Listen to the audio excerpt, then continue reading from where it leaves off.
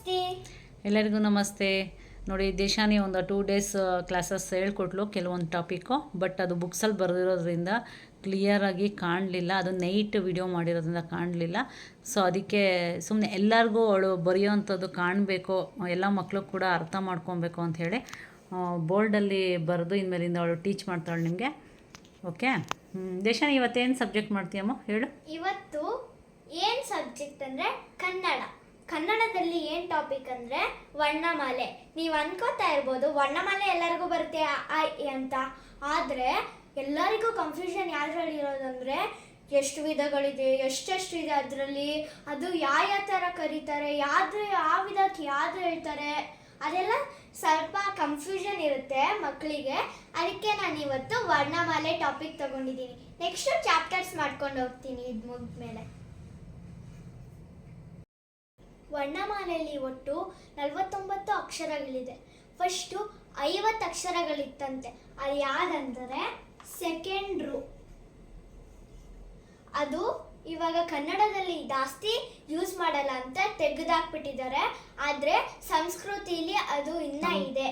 ಸಂಸ್ಕೃತದಲ್ಲಿ ಅದನ್ನ ವರ್ಡ್ನ ಯೂಸ್ ಮಾಡಿ, ಯಾಕಂದರೆ ನಾವು ಚಿಕ್ಕ ಮಕ್ಕಳಿದ್ದಾಗೆಲ್ಲ ಯೂಸ್ ಮಾಡ್ತಿದ್ವಿ. ಈಗ ಅದನ್ನು ಕನ್ನಡದಲ್ಲಿ ತುಂಬ ಅದನ್ನು ನಾವು ಆ ಅಕ್ಷರ ಉಳ್ತಕ್ಕಂತಹ ಪದಗಳು ಅಷ್ಟಿಲ್ಲದೆ ಇರೋದ್ರಿಂದ 2ನೇ ರೂನ ತೆಗೆದಾಕಿದ್ದಾರೆ.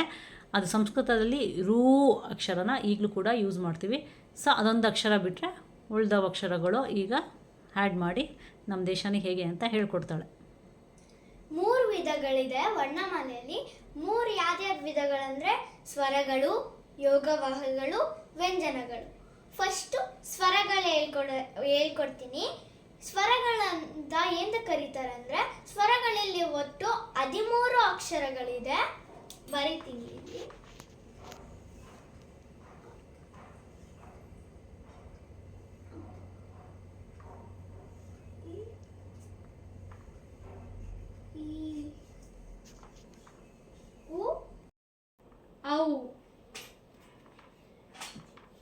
ಸ್ವರಗಳಲ್ಲಿ ಒಟ್ಟು 13 ಅಕ್ಷರಗಳಿದೆ ನೋಡಿ.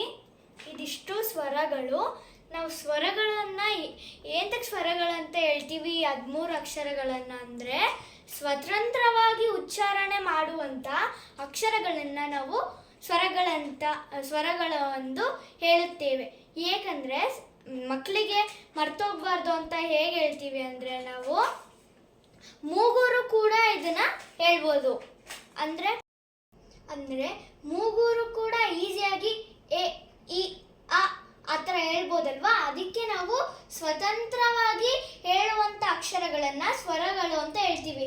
ಅರ್ಥ ಆಯ್ತಾ? ನೆಕ್ಸ್ಟ್ ಬರೋದು 2ನೇ ವಿಧ ಯೋಗವಾಹಗಳು. ಯೋಗವಾಹಗಳಲ್ಲಿ 2 ಅಕ್ಷರಗಳಿದೆ.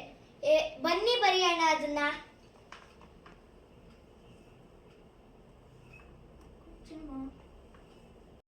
ನೋಡಿ, ಯೋಗವಾಹಗಳಲ್ಲಿ 2 ಬರುತ್ತೆ. ಅದನ್ನ ಯೋಗವಾಹಗಳು ಅಂತ ಹೇಳ್ತೀವಿ. ಅದನ್ನ ಏಂತಕ್ಕೆ ಯೋಗವಾಹಗಳು ಅಂತ ಹೇಳ್ತೀವಿ ಅಂದರೆ, ಇದನ್ನ 1 ಸೊನ್ನೆನ ಅನುಸ್ವರ ಅಂತೀವಿ, ಮತ್ತೆ 2 ಸೊನ್ನೆನ ವಿಸರ್ಗ ಅಂತೀವಿ. ನೋಡಿ, ಯೋಗವಾಹಗಳಲ್ಲಿ 2 ವಿಧ. 1 ಸೊನ್ನೆಗೆ ಅನುಸ್ವರ ಅಂತೀವಿ, 2 ಸೊನ್ನೆಗೆ ವಿಸರ್ಗ ಅಂತೀವಿ. ಇದನ್ನ ಬರೀ 0 ಬರೆದ್ಬಿಟ್ಟು ಬರೋಕ್ಕೆ ಅದನ್ನ ಉಚ್ಚಾರಣೆ ಮಾಡೋಕ್ಕಾಗಲ್ಲ. ಯಾವ್ದನ ಸ್ವರಗಳು ಅಥವಾ ವ್ಯಂಜನಗಳನ್ನು ಹಿಂದೆ ಹಾಕಿ ಅದರ ಮುಂದೆ 1 0 ಅಥವಾ 2 0 ಬರೆದ್ರೆ ಮಾತ್ರ ಅದು ಒಂದು ಪದ ಆಗಿ ಉಚ್ಚಾರಣೆ ಮಾಡೋಕ್ಕಾಗೋದು. ಇದನ್ನೇ ಯೋಗವಾಹಗಳು ಅಂತೀವಿ. ಗೊತ್ತಾಯ್ತಲ್ವಾ? ಬನ್ನಿ ನೆಕ್ಸ್ಟ್ ನೋಡೋಣ ವ್ಯಂಜನಗಳನ್ನು.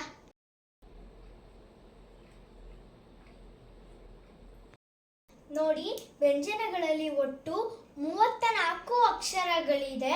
ಅದು ಕಾಯಿಂದ ಲಾವರೆಗೆ. ಅದರಲ್ಲೂ ಕೂಡ 2 ವಿಧಗಳಿದೆ. ಅದು ಯಾವುದಂದರೆ ವರ್ಗೀಯ ವ್ಯಂಜನಗಳು ಮತ್ತು ಅವರ್ಗೀಯ ವ್ಯಂಜನಗಳು.